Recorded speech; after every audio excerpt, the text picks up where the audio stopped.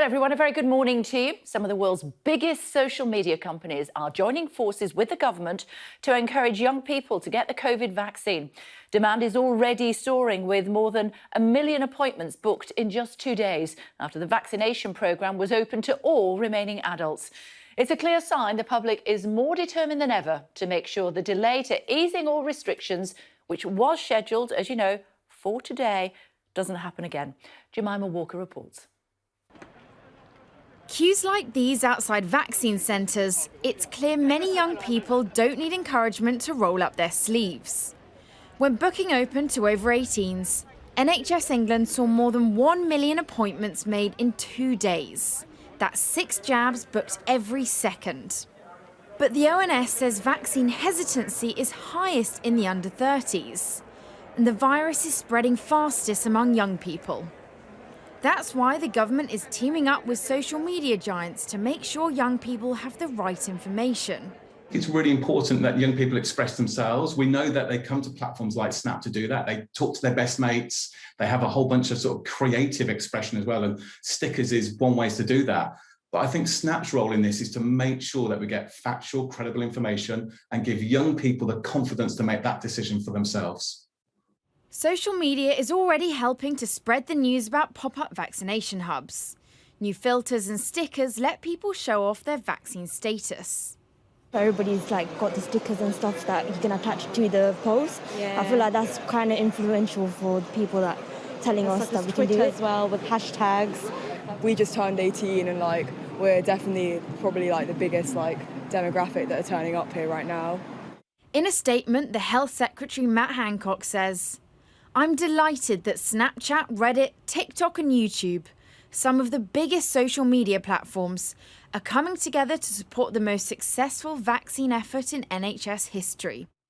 The relationship between social media companies and the government hasn't always been an easy one during the pandemic, with online platforms criticised for not doing enough to stop the spread of disinformation and anti-vaccine sentiments.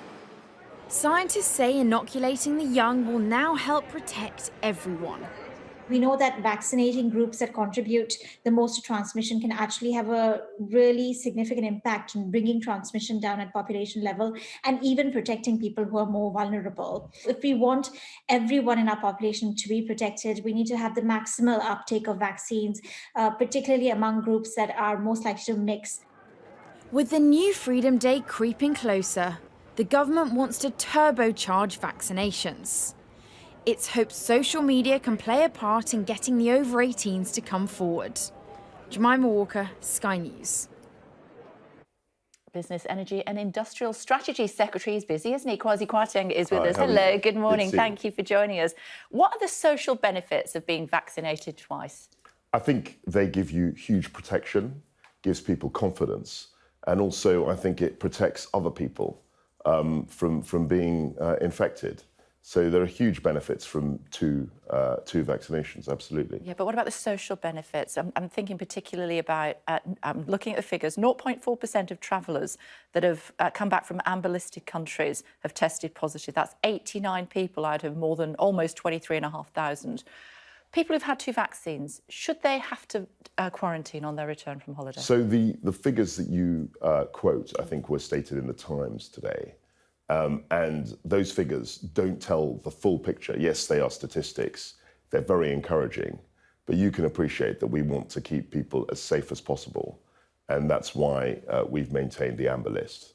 But do you acknowledge that people who are having 2 jabs are getting more and more frustrated, thinking, OK, I'm protecting other people, but there have to be some other social benefits for me, whether that means I don't have to quarantine if I go on holiday, or if I come into contact with somebody who's had COVID, I don't have to self-isolate, which is in fact what Matt Hancock is suggesting, isn't it? So I totally get the frustration. I mean, for me, it's been very difficult because I want to go on holiday, but I've chosen not to because of the restrictions, the guidelines. I think it's a difficult one to balance. It's encouraging, as you say, the data we've seen from amber list countries, but at the moment, we want to take an approach that's more safer rather than sorry. And what about, as I said, developing from Matt Hancock's wanting to ditch the stay-at-home order for people who have come in contact with people who have COVID if they've had 2 jabs?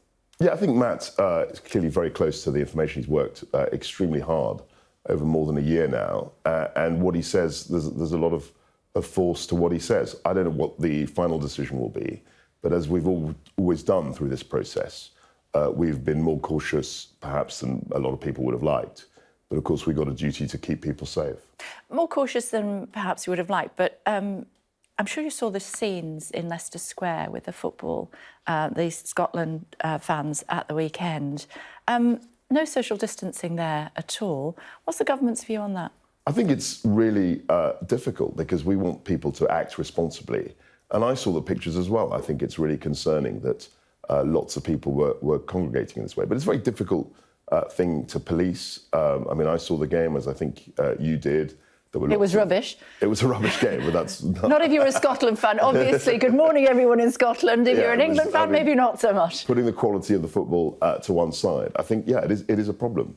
But again, we've got to strike that balance between essentially compelling people how to behave and then giving guidelines so that people can act sensibly. In this instance, it was very concerning, the behaviour. But you can appreciate the frustration then of the nighttime industry, nightclub owners, people who... We've got someone on later on who has 6 theatres in the West End, and they're not allowed to play at full capacity.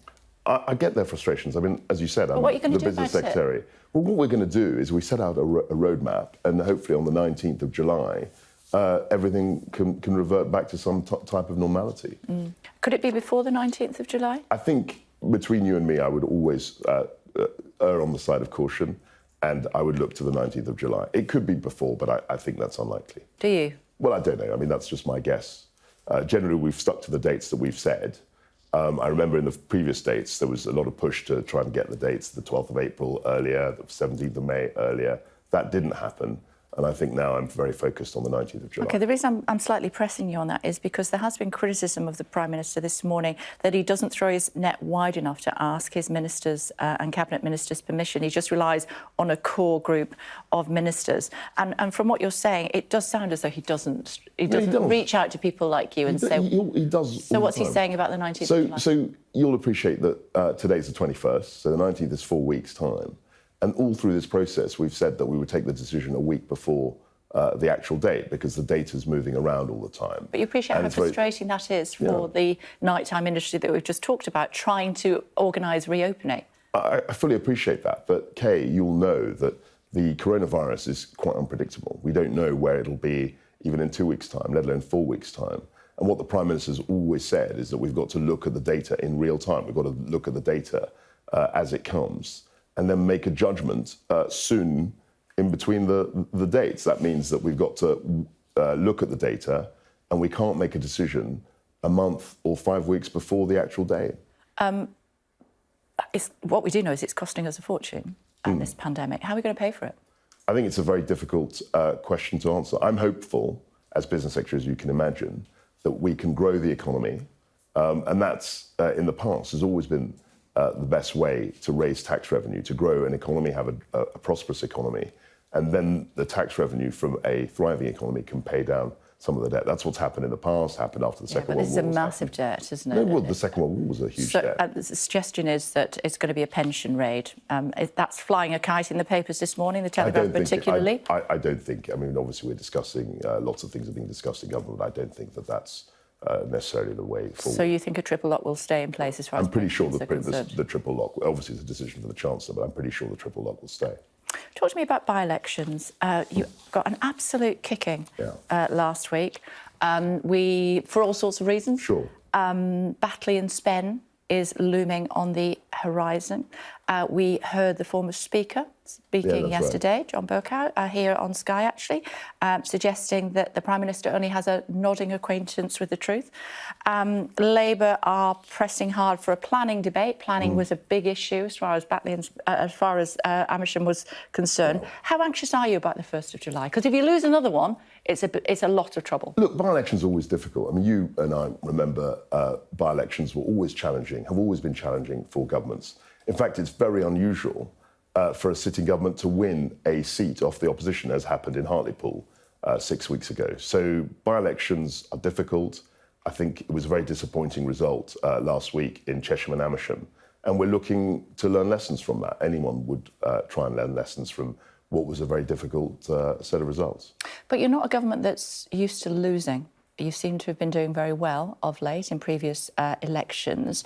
Is it down to planning and the issues that we saw there in Amersham, or is it a bigger problem for you? Are you concentrating too much on the red wall and ignoring the blue wall? I don't think that's true. I mean, I think, as you know, by-elections are always a mixture of national issues and local issues. I think last week in Chesham and Amersham, the local issues played quite strongly. There was a lot of talk about HS2. There was a lot of talk about the government. People saying the government wasn't listening on planning. We are listening. We want to engage with our MPs. I have a southern seat as well, where this is a big issue, and we want to engage. Now, about winning elections, yes, it's nice to win elections, but generally, as you remember, governments tend to lose by-elections in midterm. I mean, that's what has happened historically. I think we've had a good run, but we're not taking anything for granted. I think the election next week will be very difficult for us. It's a historic Labour seat, but we will try our best to win it. So from what you're saying, it sounds as though you're setting yourself up for failure. No, not at all. I mean, I'm very realistic, and I look back at lots of midterm results which have been very disappointing in government for years.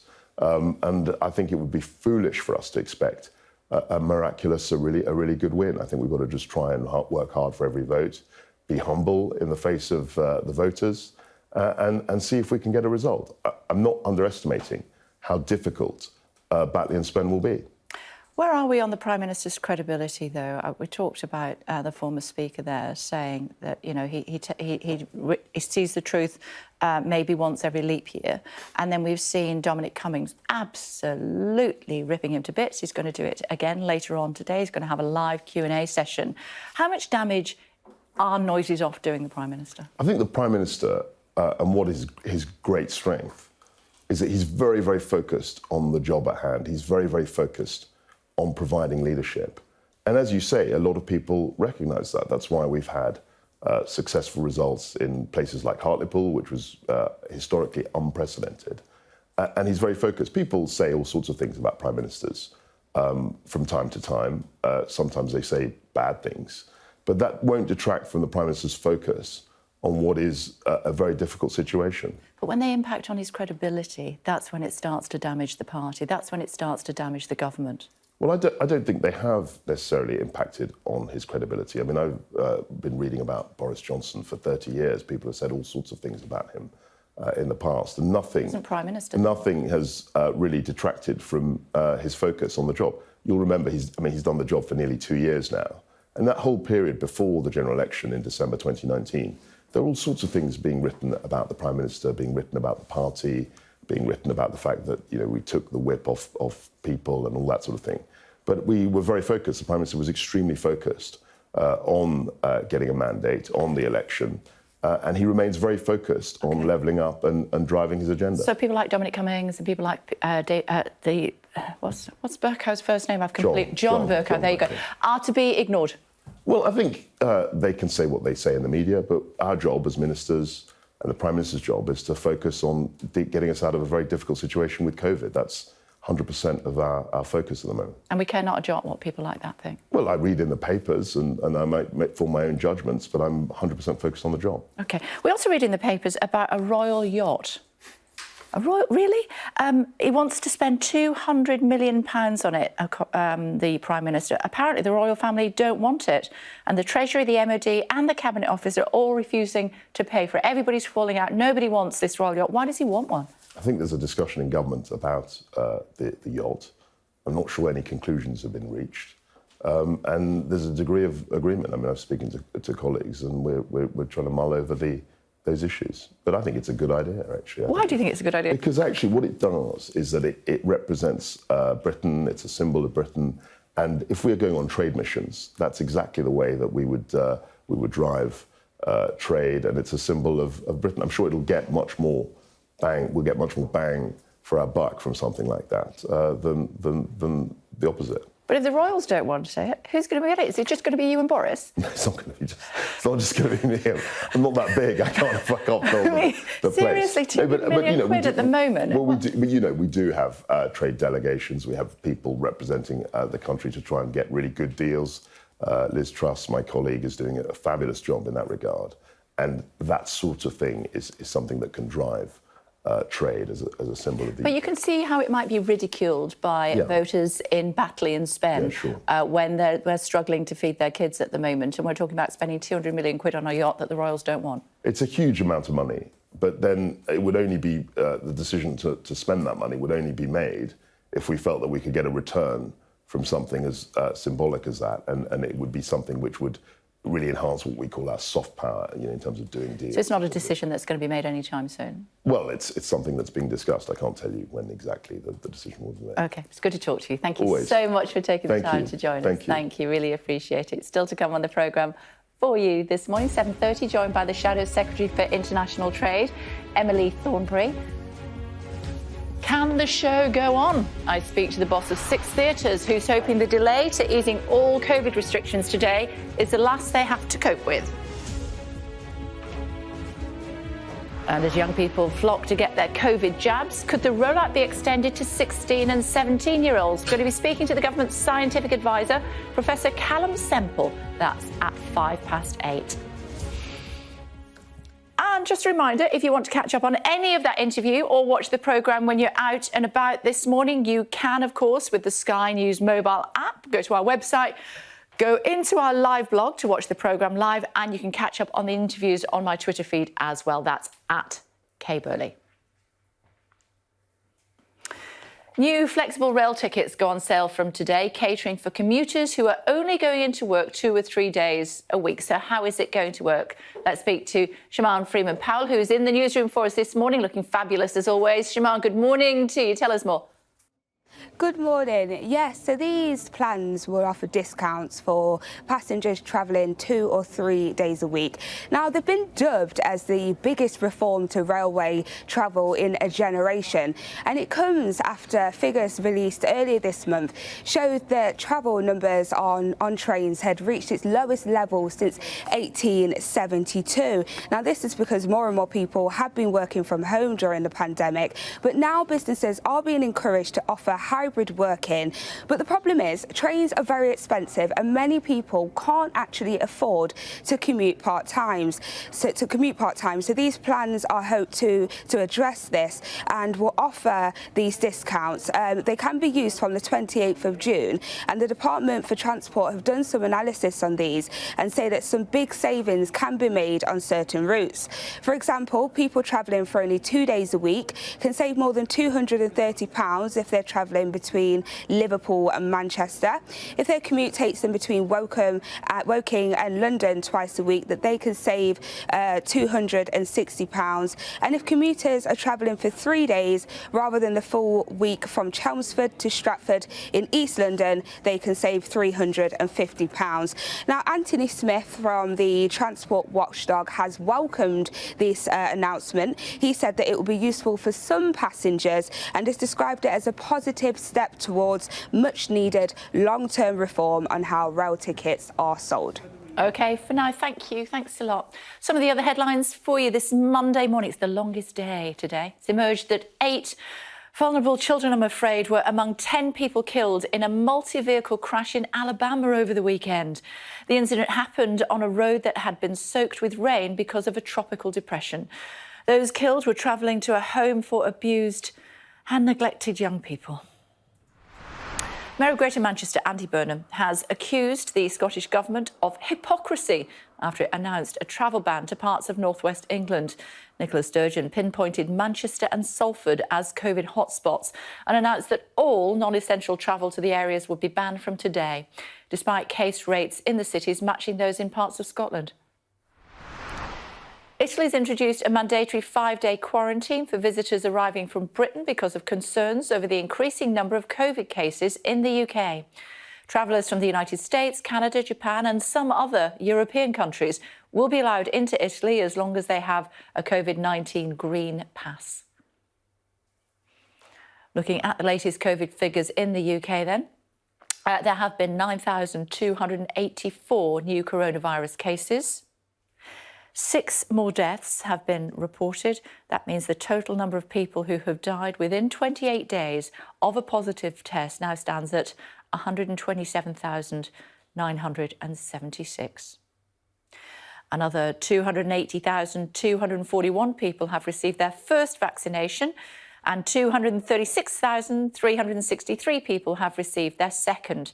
In total, 31.3 million people have now received both doses of a COVID vaccine. And we were hearing from the Minister within the last few moments that that could potentially mean more social freedom for people who've had both vaccines, whether that means you've come into contact with somebody who is positive of COVID-19 and you may not have to quarantine in future. He said quite a lot about that. And also, if you've got 2 jabs, does that mean that when you come back from an amber-listed country, you don't need to quarantine? Find out what he said in just a few moments. Meantime, all spectators at the 2022 World Cup in Qatar will have to be fully vaccinated against the coronavirus to get into the Games. The organisers are also hoping to obtain 1 million vaccines in order to immunise fans from countries who have not been able to vaccinate all citizens. And in Japan, Olympic organisers are expected to decide on whether to allow domestic spectators into venues during the Games. Japan is moving ahead with staging the multi-billion-dollar Games, which were delayed by a year due to the pandemic, despite worries about a resurgence in COVID-19 infections and public opposition. The opening ceremony is now just over a month away. Well, it might be coming home, but not necessarily to England. Wales have booked their place in the knockout stages of the Euro 2020s, despite losing their final Group B game against Italy. Harriet Hadfield joined Welsh fans at a bar in Cardiff, busy celebrating their narrow defeat. This was the moment Wales went through to the knockout stages of Euro 2020, losing 1-0 in their final group match against Italy. With the landlord more than 1,000 miles away captaining the national side, Welsh fans at superstar player Gareth Bale's Cardiff bar were proud of the team's performance. We lost, but we won. It's class, yeah, it's good. I haven't really calmed down yet. I don't really know what to think at the moment. A few hours earlier, Welsh fans had streamed into the Stadio Olimpico in Rome. A win for Wales would have been an upset, but just in case, some fans had made a complicated journey. It's been a bit problematic, a lot of COVID tests, a lot of buses, a lot of trains, but flew from Manchester. In the end, we got here, it's fine. The first half was lively, but Italy dominated. Wales won a corner in the 26th minute. Chris Gunter's header was close, but not close enough. Then Matteo Pessina turned Italy's free kick into the first goal of the game. At just 5 minutes before half-time, Italy were delighted. But a slightly subdued reaction back home in Cardiff. It was a tetchy second half for Wales, down to 10 men after Ethan Ampadu was given a red card, the youngest ever player to be sent off during the Euros. Ethan Ampadu. Then local hero Bale missed Wales's biggest chance of a goal. Wales held out with some frenetic defending as the game drew to a close. But as the match ended, it was a relieved Welsh side. This is what it's all about, to get into the second tournament here in succession and do so well. We should be proud of ourselves. The country should be proud. We should be loving it. In many ways, barring a disaster, win or lose, it was always going to be win-win for Wales. They now go through to the final 16. The only question now is, could it be England or maybe even Scotland joining them in the next stages of the tournament? Whoever they meet in the next game, Wales fans hope the team can find a little bit of that recent Welsh footballing magic. Harriet Hadfield, Sky News, Cardiff. England play tomorrow, I think, don't they? Czech Republic? Am I right in saying that? I think that's right. Let's see how they get on. They thought it was a walk in the park against Scotland. That'll teach them. Now it's the Archbishop of Canterbury like you've never seen him before. Justin Welby has taken to the streets of Cambridge to get a taste of life as a big issue vendor. The Archbishop donned a baseball cap and spent time trying to persuade the public to purchase a magazine from him. The Archbishop was selling alongside local vendor Lee Wellham at his pitch outside the Round Church in Cambridge. Let's find out what's happening as far as the weather is concerned today for big issue sellers and the rest of us. Good morning, Naz. Good morning, Naz. Good morning. Well, as you mentioned earlier, it's the summer solstice today. It's not going to feel very summery for some areas, but vast majority of us will have a mostly dry and bright day.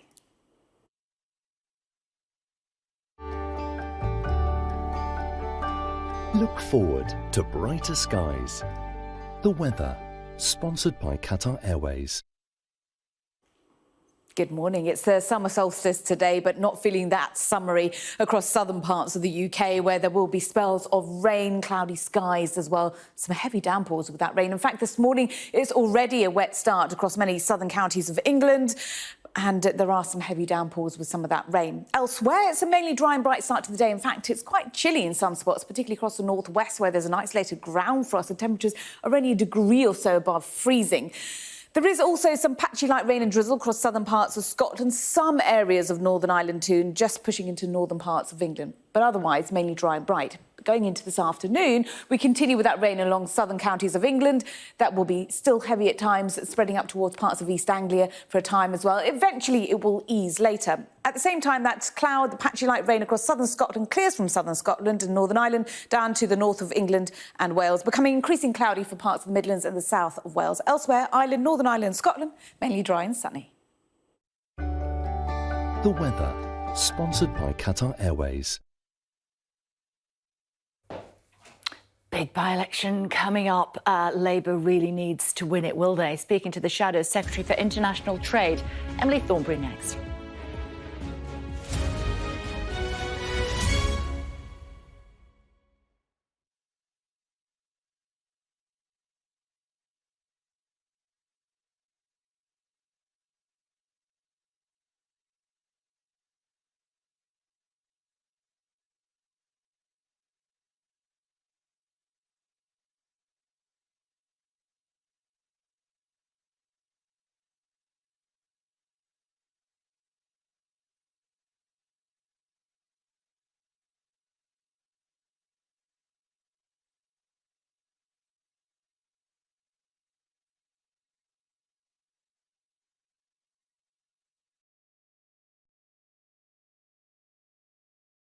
So queer is a word that has kind of changed over the years. In the 70s, gay men would use the word to describe themselves. And then when I was a kid in the kind of 80s and 90s, it became a term of abuse. So I think it's all about context. If someone drove past in a car and shouted the word at me, that wouldn't be great. But in this context, the word queer is great to use, and it's a positive, inclusive term that refers to members of the LGBTQ+ community. The premise is I ask my heroes to write a piece about one of their LGBTQ+ heroes. So we've got people like Elton John, Olympian Gus Kenworthy, Queer Eye's Tan France. We've got activist Monroe Bergdorf. We've got comedian Mae Martin. It's a brilliant roster of my heroes who are writing about the people that changed their lives. The essays are really moving. They're funny. They're inspiring. And they're about the moment when these people like Elton John, kind of realised who they were, accepted themselves and loved themselves. So yeah, the roster's incredible. It's basically my dream party lineup. It would be the best party ever if we all got together. Elton John really writes really honestly. It's a really funny, brilliant essay. It's very moving as well. And it shows a different side to Elton that some people might not be aware of. But all the essays do that. Graham Norton's written an incredible essay about the writer Armistead Maupin. And it's the opening, I don't want to spoil it, but it's one of the funniest things I've ever read in my life. And so you go from nearly wetting yourself to 2 pages later nearly crying. And that sums up to me the beauty of the LGBTQ+ community. You know, there is a lot of pain, there is a lot of trauma. We do go through a lot of difficult times, but at the end of it, it's a celebration. And that's what I want the Queer Bible book to be. And I'm really happy it's coming out in Pride because it's party time.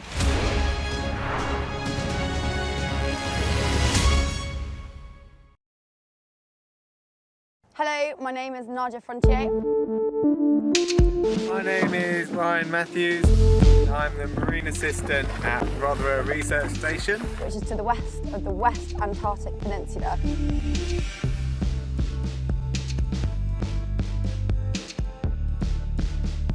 So far I've been here for 5 months and it is an absolutely wonderful experience.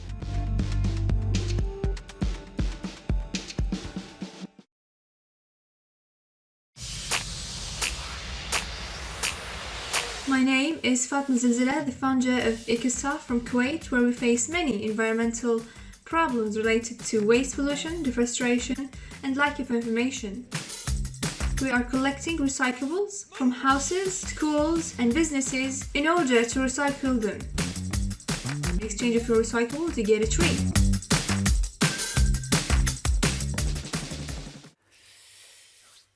Hello again, a very warm welcome to you this Monday morning as demand soars for vaccinations with more than 1 million appointments booked in just 2 days after the vaccination programme was open to all remaining adults. A little while ago, I spoke to the Business Secretary Kwasi Kwarteng. I asked if there was any chance of the government easing restrictions before its terminus date of the 19th of July. I think between you and me, I would always err on the side of caution. And I would look to the 19th of July. It could be before, but I think that's unlikely. Do you? Well, I don't know. I mean, that's just my guess. Generally, we've stuck to the dates that we've said. I remember in the previous dates, there was a lot of push to try and get the dates, the 12th of April earlier, the 17th of May earlier. That didn't happen. And I think now I'm very focused on the 19th of July. Okay.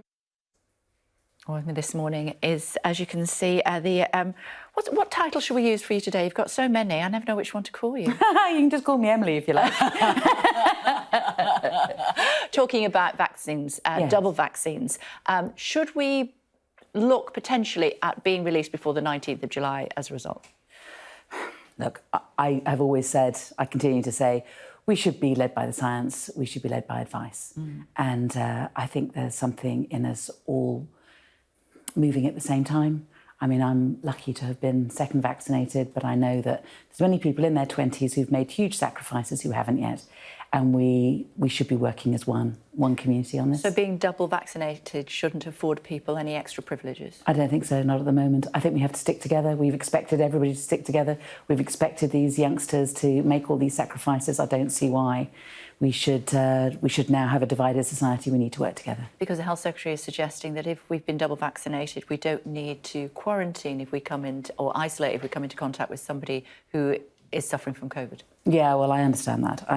All I'm saying is that I think it's pretty galling. The point I'm trying to make, Kay, is it's pretty galling for a 25-year-old who's made all the sacrifices that they have, who may have lost their job, who, you know, all the difficulties that we know the youngsters have had, to then see the pubs filled up with, you know, with people of my age, you know, enjoying themselves and them being quite limited in what they can do. I just want us to stick together. It's only another month or so. And I think that, you know, we have achieved so much as a nation, and I'm so proud of us, and I just don't want us to lose that in the last push. But should there be some exemptions, like the fact that if you've been double vaccinated, you don't have to isolate if you come into contact with somebody who's got COVID? I think, you know, we have to go with the science, or we have to go with the advice. What's your thought?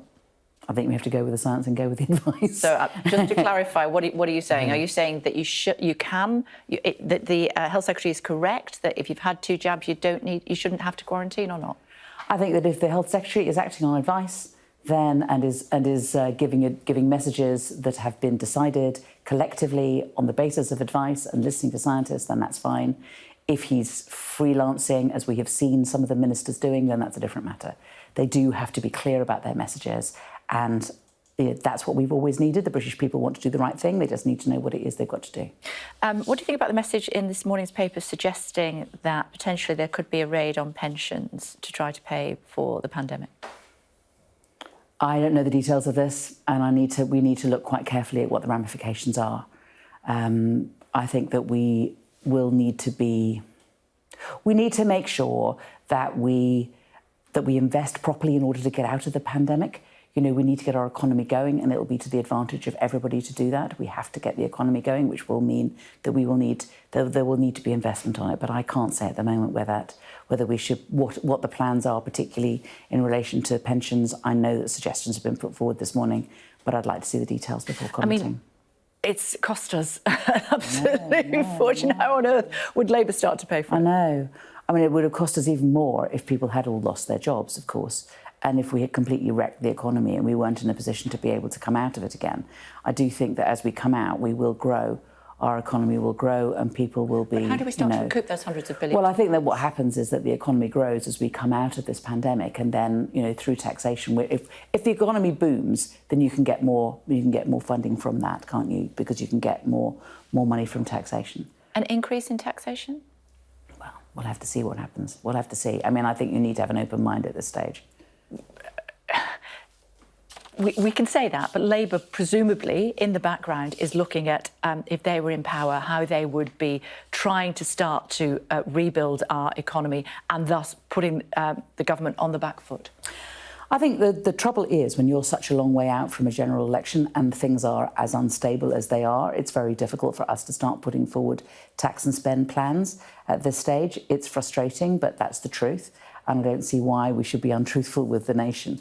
You know, that's... Yeah, I understand that, but I think I'm probably pressing you on because you have got another by-election that's coming up in just a very short period. You were absolutely trounced, weren't you, in Chesham? You've not won a by-election since 2012. So people will want to know, not won an election really since 2012, so people will want to know what Labour's policies are on things like getting us out of this pandemic and how we're going to pay for it. But I think that a by-election has a particular nature, and that is, who do you want to have represent you?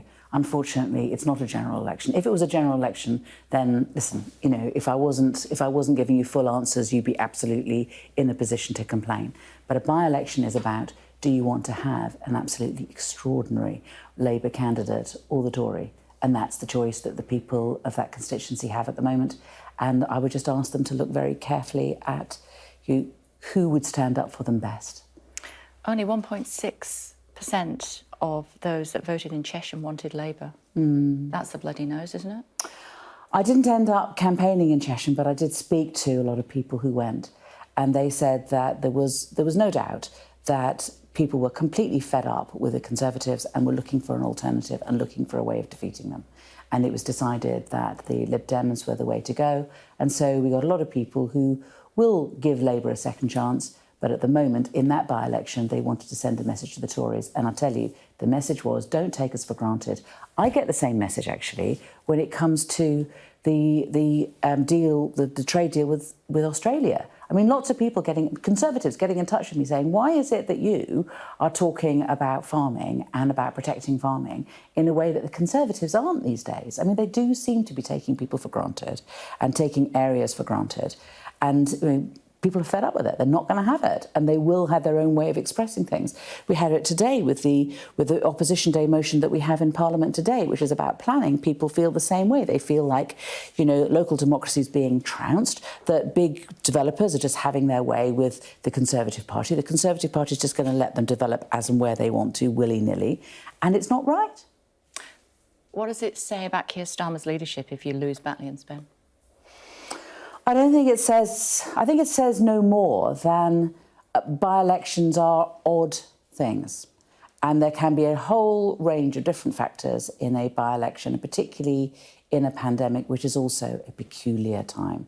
And I don't think you can have a read across from that to making any great pronouncements about leadership, about where the Labour Party is at this precise... It's a snapshot, but I don't think it says anything more generally.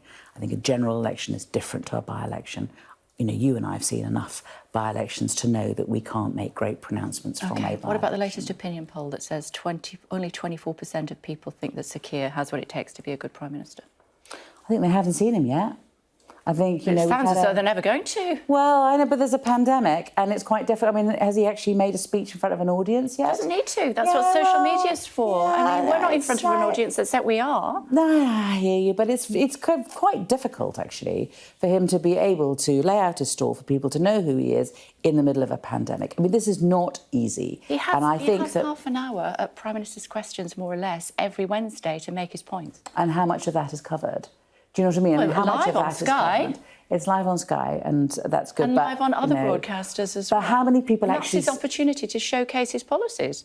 Yes, but what proportion of the population even see that? Well, it's then picked up in the newspapers. It's then if he makes a point, it's then picked up on other broadcasters as well. Look, he has a platform. All I'm saying... He's just not using it, according to 76% of the population that was... Well, 76% of people that took part in the latest poll.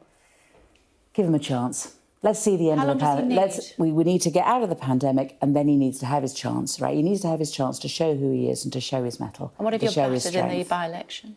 It's a by-election. We will move on. We will move on from that. You know, he needs to be able to be given his chance, and people need to hear him and meet him and know who he is and know that he is so much a better potential Prime Minister than the one that we have at the moment.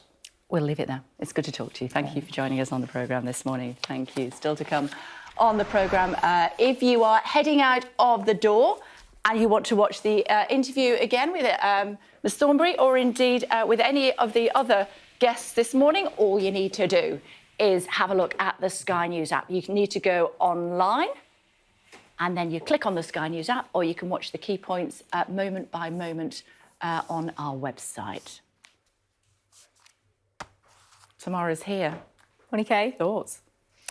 Well, I think we're getting same message from all parties in terms of caution about when those who are double jabbed can enjoy more freedoms than those who aren't. Of course, there's this question of whether it discriminates against younger people who've had as tough a time as anyone else. But Labour not directly calling for the government to give freedoms to the double jabbed, although we understand it's being intensely discussed in government. And of course, I think we see the stage set for the coming months, debates about, we've spent a huge amount of money during COVID, hundreds of billions of pounds. Was it like 300 billion? I think the Institute for Government put it at 340 billion more than was forecast. Yeah. I mean, they have to try and recoup some of this money somewhere. Rishi Sunak was the Chancellor who enjoyed doling out the money on the furlough scheme and saving other bits of the economy. Now he's going to have to be the Chancellor who reins that spending in. We're already hearing that he's looking at pension contributions as a potential place to raid that money from. The triple lock on pensions. Kwasi Kwarteng told you he didn't think that would be scrapped, but we know that it's going to cost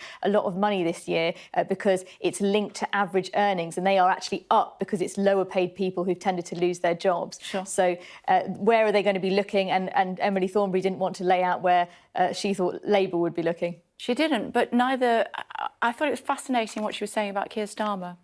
Yes, there are jitters in Labour about Keir Starmer, and she just said, wait, give him a bit of a chance, we need to get to know him better. And it's already well over a year into his leadership. And He said he doesn't have a platform, but what sort of platform does he need, I wonder? Well, I think he's been saying that during the pandemic he's been unable to go out and make speeches. He doesn't have the crowds behind him at Prime Minister's Question Time. He had to give his leadership speech when he won the leadership in his living room. It's been a bit of an odd period, but we are where we are. The Prime Minister has some of the same constraints, and I think if Labour are going to lose this by-election in Batley and Spen next Thursday, that's a seat they've held since 1997, that would probably prompt some jitters about where Sir Keir Starmer's leadership's going. Well, let's see. For now, Tamara, thank you. Expert analysis, as always, from Tamara.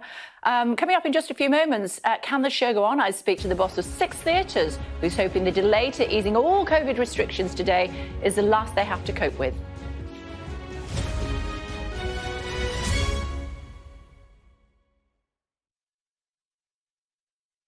Our house was severely damaged by the blast in Beirut. I was concerned we were unable to locate rollout. The Chilean mine rescue was the most amazing story I've ever covered. Kipchoge had always been this rock star of running. Pushing through the city, all of a sudden we were there, looking at the Tower of Saddam. 21 personal stories from some of the biggest news events of the last 21 years. Storycast 21, available now wherever you get your podcasts.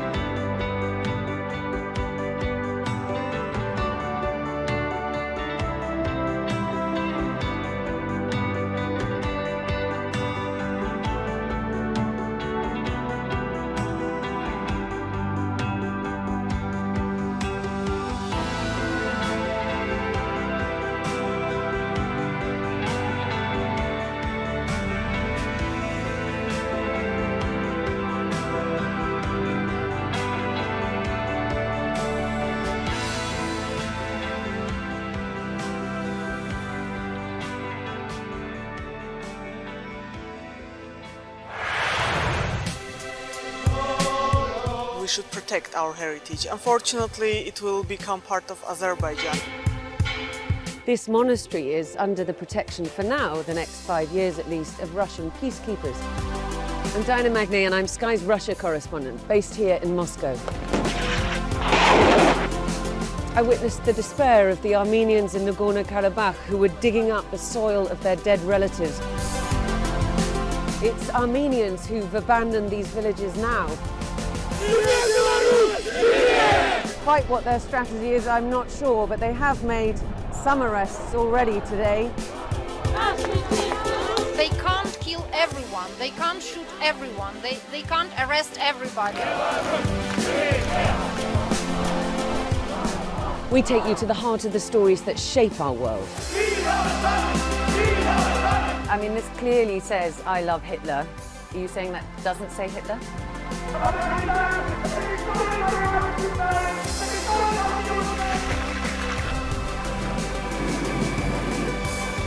Russia insists that its military build-up in the Arctic is purely defensive.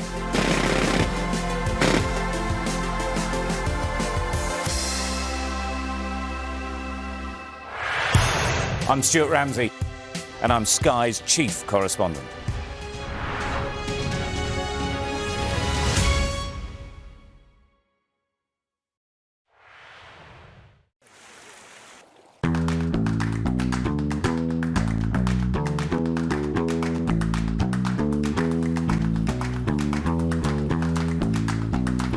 Dan usaha saya menggarap lahan hutan.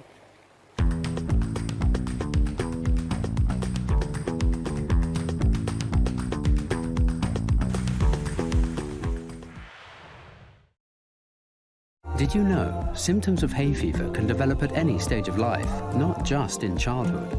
The Pollen Reports, sponsored by Philips Connected Air Purifiers. Rain with heavy downpours will affect many southern counties of England today, as well as parts of East Anglia. Elsewhere will be mainly dry with bright or sunny spells, except across parts of northern England and later the north of Wales, where it'll be largely cloudy with showery rain clearing from southern Scotland and Northern Ireland.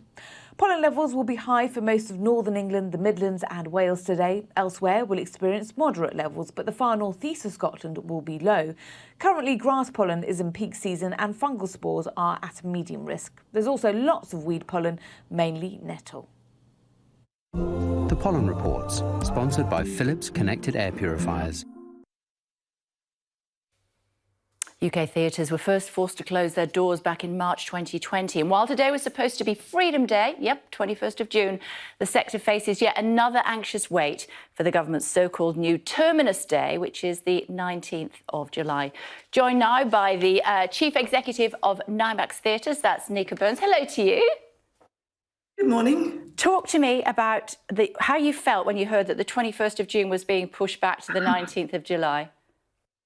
Well, it was a huge blow because we've been gearing up and it's about really reigniting the shows. You know, these big shows take a lot of planning and it involves giving jobs to many, many people. So there are all these people anxiously waiting for the moment when the producers would turn around and say, we're on. And of course, there's a lot of good messages before we got the bad news and it was a blow. And we're just going to have to look forward and hope that when we get July the 19th, it really happens. What capacity are you running at the moment? And what do you need to run at in order for some of those box office shows to actually make any money for you? Well, we're running at a maximum of 50%. But actually, with all the seats you have to take out for social distancing, it's not as much as that. So probably across my 6 theatres, we're running at 40% box office. Now, that is not enough if you have a big show. So a show like Harry Potter and the Cursed Child at the Palace Theatre, which is a theatre I own, we can't bring that back because it's 300,000 plus a week just to run, let alone all the setup costs for the production. And for some of the shows even bigger than that, it's much more than £300,000. So for those shows, really, you need to be 100% potential. But if you could do 75 or 80%, that would at least mean that we could open. What did you think of Lord Webber saying he was going to open and be damned, come and arrest me? I thought that was incredibly brave of him and great leadership. His show is a premiere and it's been in rehearsals already for some time on the basis that we were expected to be able to open from what the government had told us. So he was just trying to keep his show together, all his actors and the 50 plus people involved in it, in work. And also, audiences have been flocking to go. So there's big box office. But at the end of the day, he knows that he can't put everybody else into a legal position, so which is why he's withdrawn it. But it was an act of great showmanship, and it just wasn't possible. And what measures do you imagine will still be left in place even after the 19th of July? What impact will that have on you? Well, we don't know yet. Getting feedback from the audiences, we've had over 100,000 people through our doors since we reopened at 50% capacity, the smaller shows. And the message we're getting is that there's still an interim time when people feel that they need to be safe next to the person sitting next to them, a stranger. At the moment, with the social distancing, they're not in contact with anyone. So I think that there will still be mask wearing. I think there may well be a system of COVID certification, which means you have to show you've either been vaccinated, you've got antigens, or you've got a current negative test, which just about covers everybody. And as far as looking at football fans gathering in Leicester Square at the weekend, just up the road from where some of your theatres are, how do you feel about that? Well, that's been our point all the way through, Kay. I mean, theatre is a very organised environment. People come in, they are here to see a show, they might have a drink, but they're not going to have 10 drinks. And they look forward, they don't really interact with each other. They're here to do something with their mates. So we go, well, why are we being treated so much more harshly when actually going to the theatre is very safe? Nico, it's good to talk to you. Thanks for joining us this morning. Thanks a lot. Quickly look at the weather for you now.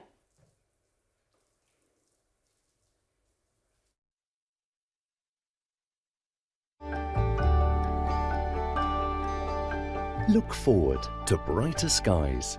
The weather, sponsored by Qatar Airways. Good morning. It's the summer solstice today, but it's not really going to be feeling all that summery across southern parts of the UK. In fact, this morning, it's a wet start to the day across many southern counties of England, with spells of rain that are rather heavy and quite cloudy just to the north of that around some central areas. The rest of England and Wales starting off mainly dry and bright, but across the far north, it's quite cloudy into southern parts of Scotland, areas of Northern Ireland down towards central northern parts of Ireland. There are some cloudy skies and patchy light rain and drizzle. Whereas further north and west, it's a bright but chilly start to the day. In fact, an isolated ground frost in some spots across the far north. Now, going into this afternoon, we continue with the spells of rain across southern counties of England. Still some heavy downpours spreading up towards parts of East Anglia as well. But eventually that rain should tend to ease. But ahead of it, parts of central England, the Midlands, the south of Wales becoming cloudier, and across southern parts of Scotland becoming dry and bright as that cloud and patchy rain sinks its way further southwards down towards northern parts of both England and Wales. So England and Wales generally cloudy by the end of today, with patchy rain to the north, heavier rain down towards the southeast, whereas across Ireland, Northern Ireland, Scotland, the far north of England later as well, it will be mainly dry and bright and feeling fine in any sunshine. Tonight, that rain eventually clears from the southeast, dry, clear and chilly elsewhere. Tomorrow, a much drier day. The weather, sponsored by Qatar Airways.